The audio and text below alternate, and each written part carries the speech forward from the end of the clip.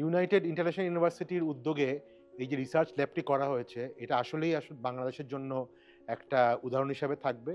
কারণ আমরা জানি যে আমাদের বেশিরভাগ ইউনিভার্সিটি, বিশেষ করে প্রাইভেট ইউনিভার্সিটিগুলো অনেক ক্ষেত্রেই শুধুমাত্র পাঠদানের জন্যই ব্যবহার করা হয়। তো পৃথিবীর অন্যান্য যেকোনো বিশ্ববিদ্যালয়, উন্নত বিশ্ববিদ্যালয়গুলিতে যেরকম একটা রিসার্চ একটা ইনিশিয়েটিভ থাকে এবং ইন্ডাস্ট্রি একাডেমিয়া কোলাবোরেশন করার মাধ্যমে আমাদের সোসাইটির জন্য যে সকল ইম্পর্টেন্ট ইনোভেটিভ রিকোয়ারমেন্ট আছে, এবং অনেক জিনিস হয়তো আমরা বাইরে থেকে টেকনোলজি আনি, কিন্তু সেগুলোকে বাংলাদেশের রেসপেক্টে ব্যবহার করার জন্য যেই ইম্প্রোভাইজেশনগুলো বা লোকালাইজেশনগুলো করা দরকার, সেগুলো আসলে আমার মনে হয় এই রিসার্চ ল্যাব থেকে সেই ইনিশিয়েটিভগুলো নেওয়া হবে। এবং আমরা যাতে আমরা আশা করি যাতে এই ইনোভেশন বা রিসার্চ আউটকামগুলো আসে, সেগুলি যাতে আমাদের মানে গ্রামে গঞ্জে মানুষজন ম্যাস স্কেলে এইটার এক ধরনের বেনিফিট পায়, বা এটার ইম্প্যাক্ট যাতে আমাদের একটা বড় সেগমেন্ট অফ পপুলেশন এটা সরাসরি ইম্প্যাক্ট পায়। সেটা